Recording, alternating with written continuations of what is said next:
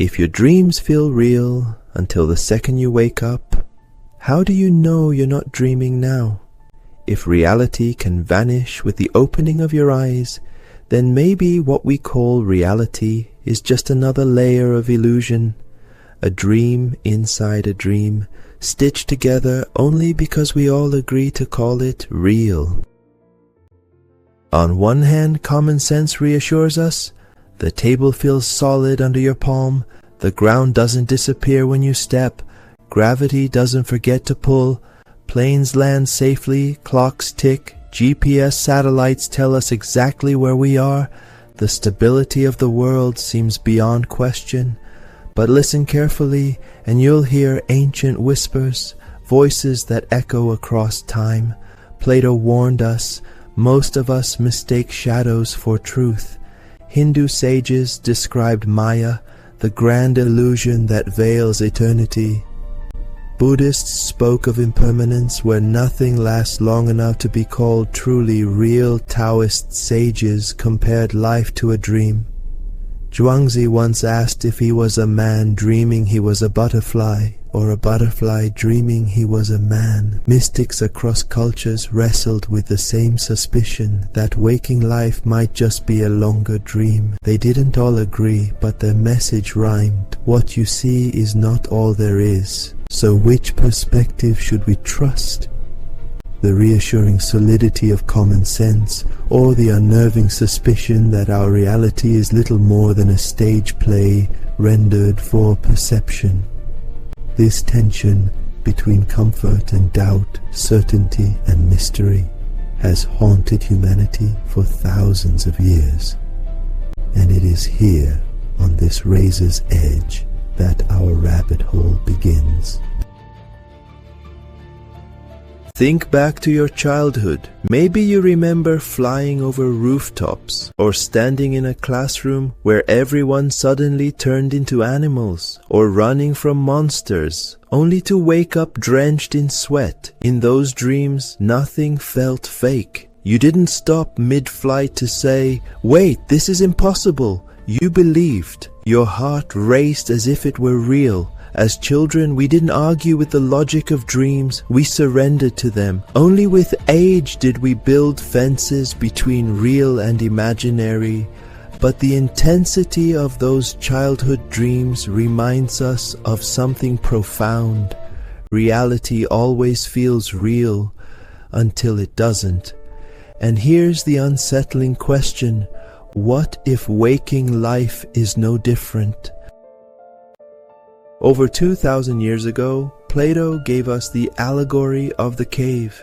Imagine prisoners chained in darkness, seeing only flickering shadows on a wall.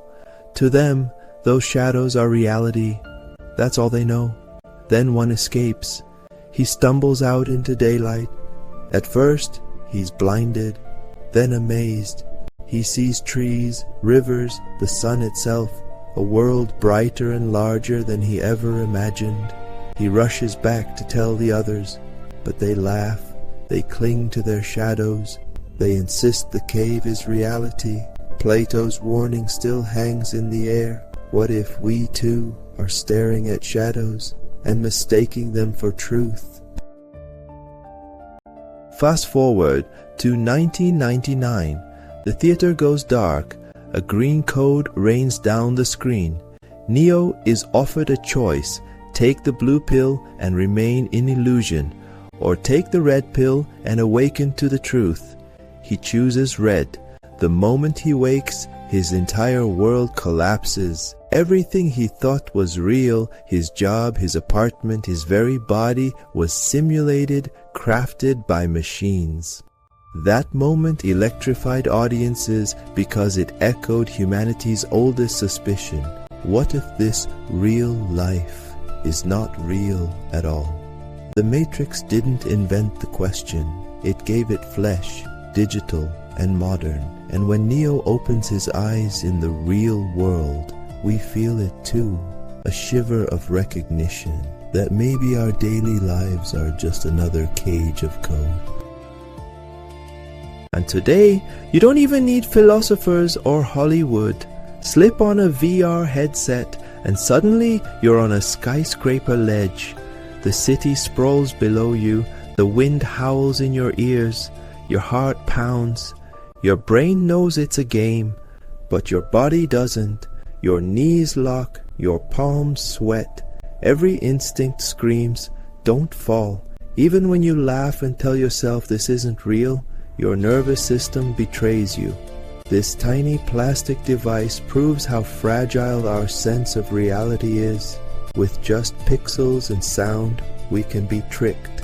So if a $300 headset can fool you, what about the grand machinery of nature itself? Now place these stories side by side. Childhood dreams, Plato's cave, the Matrix, virtual reality. They are not random, they rhyme. They all point to the same crack in the foundation. What we call reality is less stable than we think. Let's go deeper. Perception is not passive, it's constructed. Your eyes don't deliver reality, they deliver light waves upside down on your retina, which your brain flips and interprets. Your ears catch vibrations in the air, which your mind converts to sound. Every sense is a translation, not a direct window. You never see the world as it is, you see your brain's rendering of it. Solidity itself is an illusion. The table under your hand feels hard, undeniable. But physics tells us it's mostly empty space, atoms separated by vast distances, particles shimmering as probability clouds. What you feel as solid is electromagnetic resistance, not actual matter. The hardness is an agreement between forces, not a fact. Time bends. A child's summer lasts forever. An adult's year vanishes in a blink. Grief slows minutes into hours, while love collapses hours into moments. Even physics agrees. Time ticks differently depending on speed and gravity. Einstein's relativity proved it. Time is not absolute. Memory betrays. Psychologists know our recollections are not recordings, they're reconstructions. Every time you recall, you rewrite. Two siblings can share the same day yet remember entirely different stories. Memory is a dream we edit each time we wake it.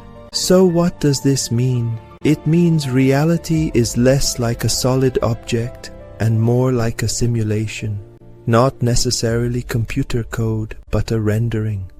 A vortex of perception, biology, and physics working together to stabilize illusion just long enough for us to navigate.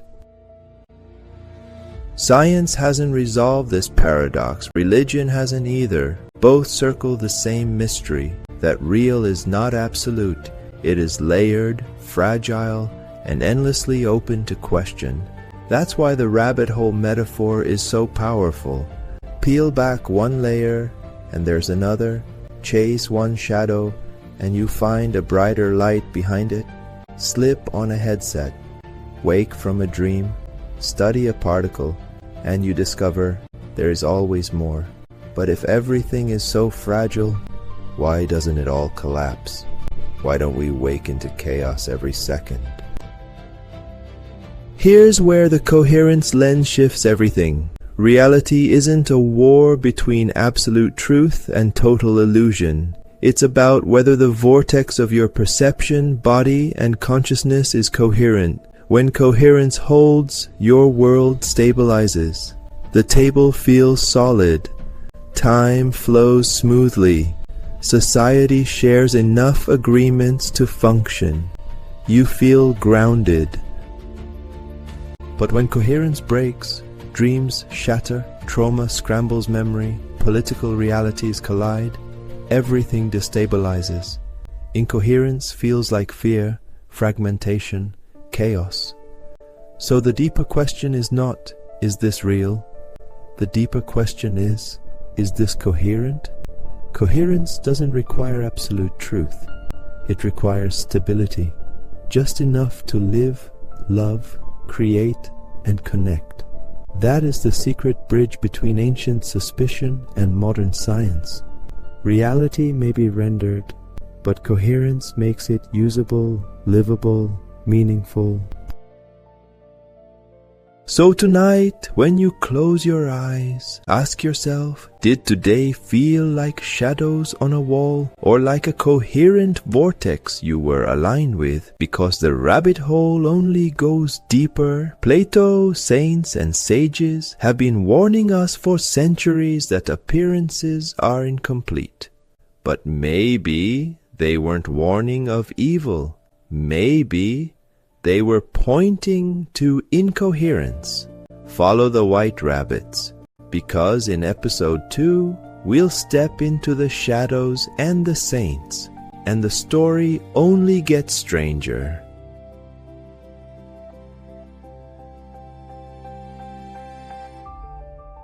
From fires we ascend, final, gonna awaken to the light.